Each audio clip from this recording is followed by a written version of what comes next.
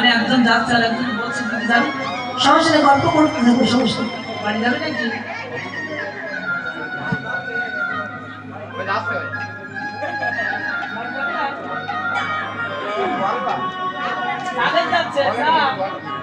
ঠিক আছে। আচ্ছা মা, একটি বাহির জগতের গল্প বলি, নইলে সবসময় কি আর ভালো লাগে বলুন তো? জয় রাধে। জানো মা, কিপটে এখন সে কৃপণ, তার বাড়িতে একটা টিউবওয়েল, এই যে একটা টিউবওয়েল আছে, কিন্তু সবসময় চাপে না, ব্যবহার করে না। কেন? বেশি চাপলে যদি অসার পড়ে যায়, আর খরচ বেড়ে যাবে।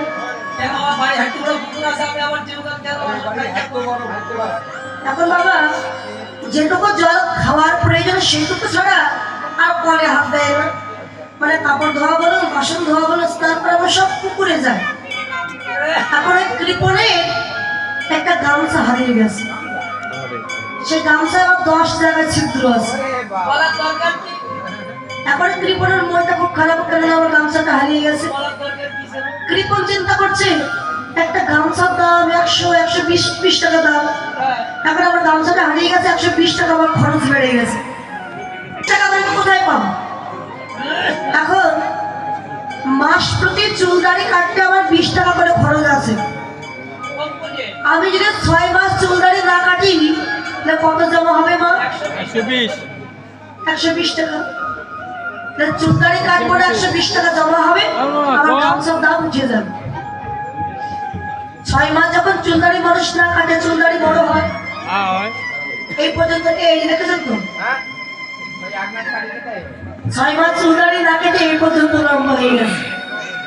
এখন কৃপণ গেছে পাশে নদীতে স্নান করতে, গিয়ে দেখছে একজন সাধু বাবা, যারা সাধু সন্ন্যাসী হয়, চুল লম্বা হয়, দাড়ি লম্বা, এই পর্যন্ত দাড়ি লম্বা। এখন যে যেমন তার ভাবও তেমন।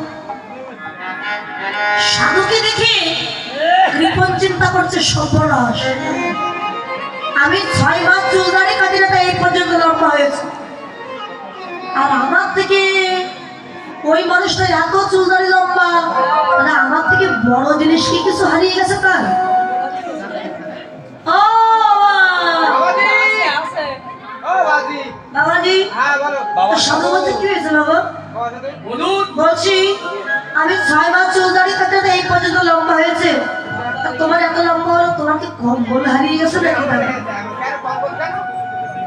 কম্বলের দাম বেশি, তুমি কত বছর চুল দাড়ি কাটানো তার কোনো ঠিক নেই।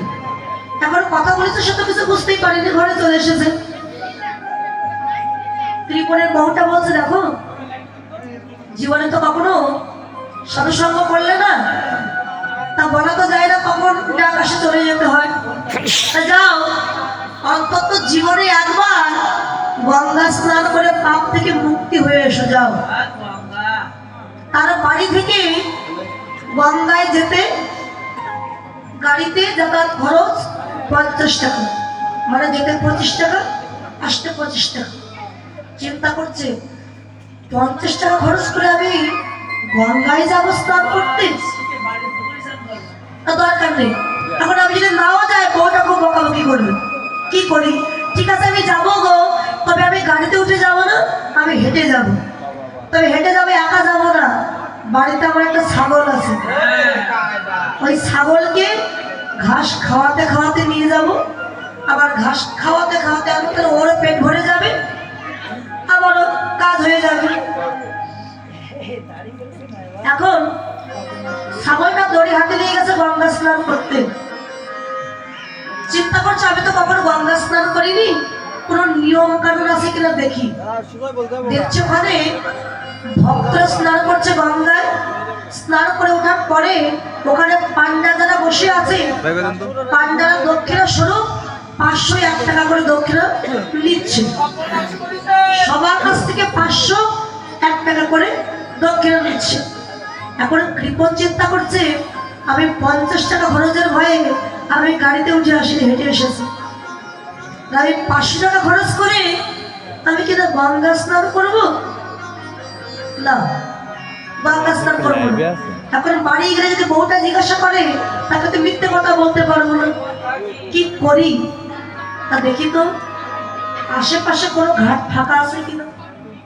খুঁজতে খুঁজতে দেখতে পেয়েছি একটি ঘাট ফাঁকা আছে, সেটা হচ্ছে শ্মশান ঘাট। শ্মশান ঘাটে যেহেতু মানুষ পোড়ানো হয় বলে ওই পাশ দিয়ে আর কেউ গঙ্গা স্নান করতে নামে না, আর সেখানে কেউ নাই। কৃপণ চিন্তা করছে তাহলে এই ঘাটে স্নান করে আমি বাড়ি চলে যাবো, কেউ বুঝতে পারবে না, টাকা খরচ হলো না। এখন ও যখন গঙ্গায় নেমেছে স্নান করবার জন্য, মা স্বয়ং ভগবান চিন্তা করছে কৃপণ, আর কেমন কৃপণ, আজকে ওর সাথে একটু মজা করি। ও যখন গঙ্গা স্নান করতে নেমেছে, ভগবান যে পরীক্ষা করবার জন্য পান্ডারও ধারণ করে সেখানে গিয়ে দাঁড়িয়ে আছে। যে স্নান করে উঠেছে পান্ডারও ধারণ করে ভগবান বলছে দে এবার টাকা দে।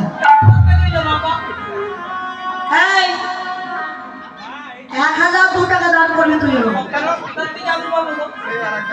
কেন বাবা? ওই ঘাটে 500 টাকা, এই ঘাটে 1000 টাকা কেন? বলতে শোন, এটা হচ্ছে স্পেশাল ঘাট, এই ঘাটে যে কোনো মানুষ আসে না, ভিআইপি লোক ছাড়া এখানে কেউ আসে না। তা তুই যখন স্নান করেছিস এই ভিআইপি ঘাটে তোকে 1000 টাকা দান করতে হবে। দেখো বাবা, আমার কাছে তো 1 টাকাও না, তুমি যদি আমাকে মেরেও ফেলো 1 টাকাও দিতে পারো না। বলে টাকা যদি না দিস তোকে গাছে বেঁধে রাখবো। বলে বাবা আমি তো টাকা নিয়ে আসিনি, তবে ছাগল এনেছি, আবার ছাগল তুমি নিয়ে যেতে পারো। ভগবান মনে মনে বলছে তো ছাগল নিয়ে কি আমি বৈকুণ্ঠে যাবো নাকি? ওসব চলবে না, টাকা দিতে হবে, টাকা না দিলে তোকে ছাড়বো না। তো দেখো বাবা আমি তো টাকা নিয়ে আসিনি, তুমি এক কাজ করো, তুমি আমাকে ছেড়ে দাও, আমি পরে একদিন তোমাকে টাকা দিয়ে দেবো। বাকির নাম হচ্ছে ফাঁকি।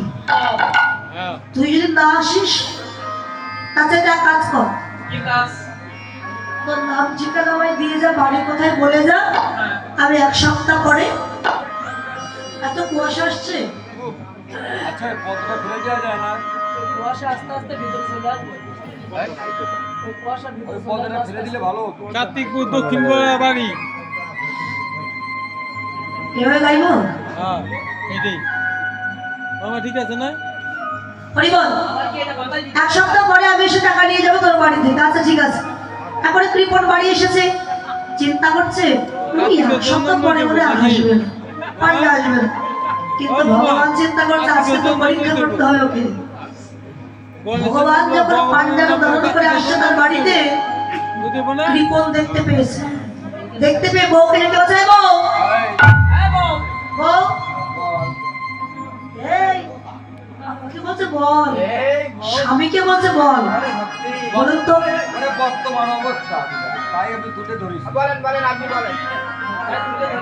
স্বামী বলছে আই বউ, তাই বলে বউ বলছে কি তুই বল। বর্তমান পরিস্থিতি বলছে দেখো ওই যে ভদ্রলোক আসছে ওনার পান্ডা, তো ওই পান্ডা যে আমার কাছে এই ব্যাপার 1000 টাকা পাবে, তা যদি এসে বলে স্বামী কোথায়, তুমি এক কথা বলবে আমার স্বামী খুব অসুস্থ, হয়তো বাঁচবে না, আজকে দেখা হবে না। জানতো স্বামীর কাছে থাকতে পারবো, আসবে না।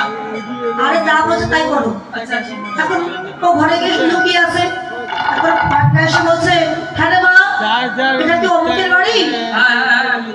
তো এ তোমার কি হয়? বলে আমার স্বামী হয়। তোমার স্বামী যদি হয় তোর বাবা, তোর স্বামীর কাছে আমি 1000 টাকা পাবো, স্বামীকে ডেকে দেবো। তা বলছে বাবা আমার স্বামী খুব শরীর খারাপ, তো এখন তো কোনো অবস্থা হয়তো বাঁচবে না, সমান ধাপ চাল এসেছে, সমান ধাপ চাল এসেছে। শরীরটা খারাপ হয়তো বাঁচবে না, তা আজকে দেখা হবে না। ঠিক আছে আমি চলে যাচ্ছি, পরের সপ্তাহে আবার আসবো।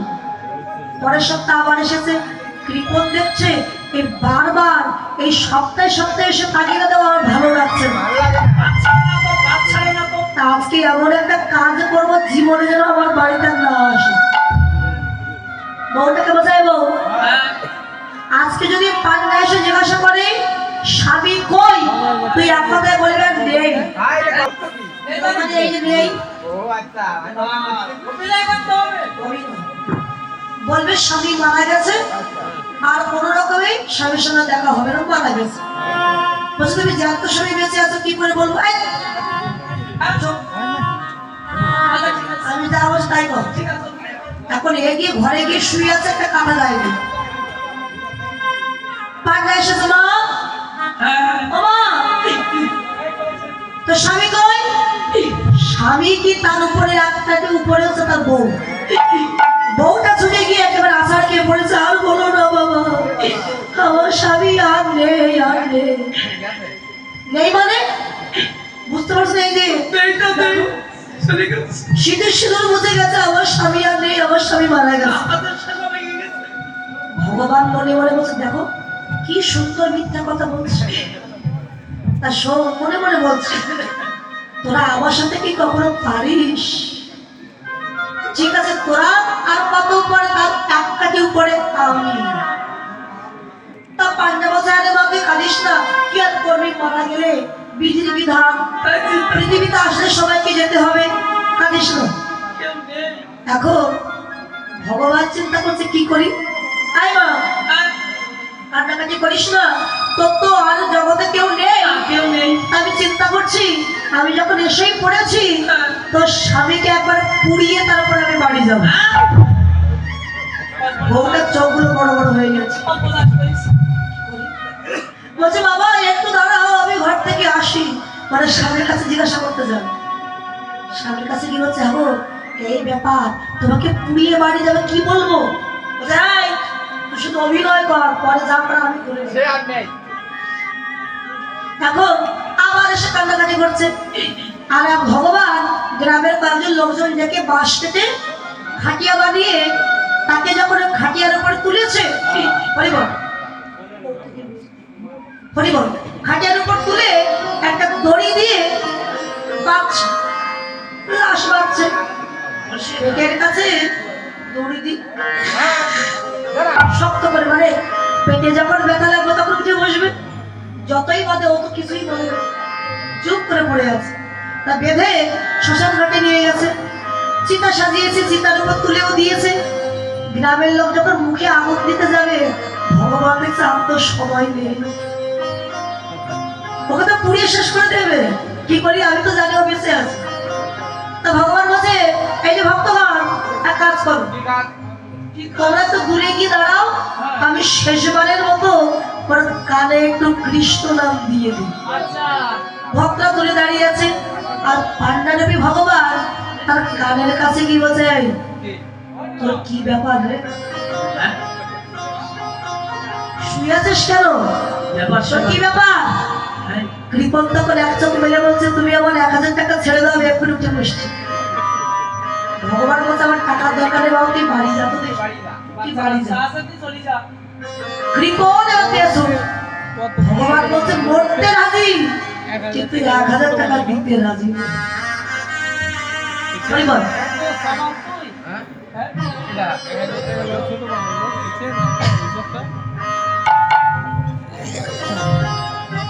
হরিবল।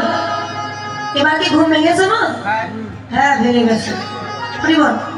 তো সখিরে বদরে যে বদর, এই বদর জ্যোতির কাছে যেন শরৎকালীন পূর্ণিমার পূর্ণ চাঁদের জ্যোতিও যেন হারে বেড়ে গেছে।